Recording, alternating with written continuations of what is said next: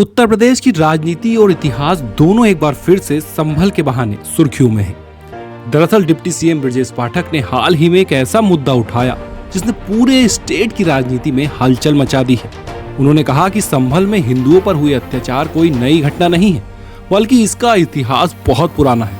पाठक ने दावा किया कि साल 1924 में जब संभल में भीषण दंगे हुए थे तो महात्मा गांधी ने खुद जवाहरलाल नेहरू को जांच के लिए संभल भेजा था। नेहरू ने 3 दिन तक वहां रहकर हालात का जायजा लिया और फिर 12 सितंबर को गांधी जी को 13 पन्नों की रिपोर्ट सौंपी। ब्रजेश पाठक की माने तो उस रिपोर्ट में साफ लिखा गया था कि मुस्लिम उपद्रवियों ने मंदिरों को निशाना बनाया और हिंदू परिवारों पर हमले किए।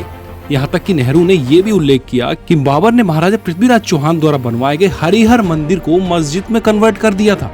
यानी ये ऐतिहासिक दस्तावेज बताता है कि संभल में हिंदुओं की पीड़ा और त्रासदी अचानक की घटना नहीं है, बल्कि इसकी जड़ें बहुत गहरी हैं।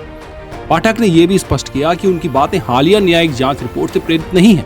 वो रिपोर्ट तो फिलहाल गोपनीय है और कैबिनेट में रखी जाएगी, जिसके बाद आगे की कार्रवाई होगी। लेकिन असली सवाल यहाँ से उठता है कि क्या सचमुच हमारी डेमोग्राफी को बदलने की साजिशें चल रही हैं? पाठक ने आरोप लगाया कि कुछ संगठित गिरोह विदेशी ताकतों के इशारे पर काम कर रहे हैं ताकि वो उत्तर प्रदेश और भारत की डेमोग्राफी को बदल सके। उन्होंने कांग्रेस और समाजवादी पार्टी पर तुष्टीकरण की राजनीति करने का आरोप लगाते हुए कहा कि इन्हीं की वजह से संभल जैसे जिले दशकों तक उपेक्षित रहे। वहीं बीजेपी सरकार आने के बाद हालात बदलने का उन्होंने दावा भी किया।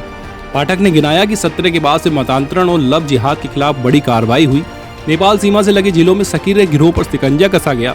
संभल में 2 नए थाने बनाए गए और बिजली चोरी पर अंकुश लगाकर 84 करोड़ रुपए की बचत हुई।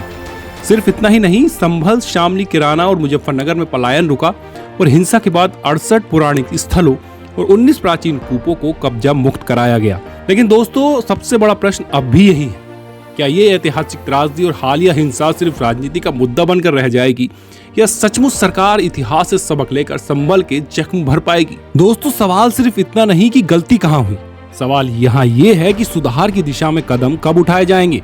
सरकार अपनी योजना और घोषणाओं में विकास का दावा तो करती है, मगर जमीनी हकीकत ये है कि आज भी संभल जैसे जिले बुनियादी सुविधाओं और प्रशासनिक पहुंच से वंचित हैं।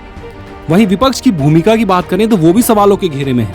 उन्होंने सालों तक इस मुद्दे को जनता की आवाज बताकर राजनीति तो खूब की, लेकिन ठोस दबाव बनाने और स्थायी समाधान दिलाने में पूरी तरह नाकाम रहे। नतीजा ये है कि जनता आज भी दोनों तरफ से ठगा हुआ महसूस कर रही है। एक और सरकार की नीतियों का दिखावटी विकास और दूसरी ओर विपक्ष की खोखली राजनीति। और यही असली सवाल है, आखिर कब तक जनता के मुद्दे सिर्फ राजनीति का मोहरा बने रहेंगे?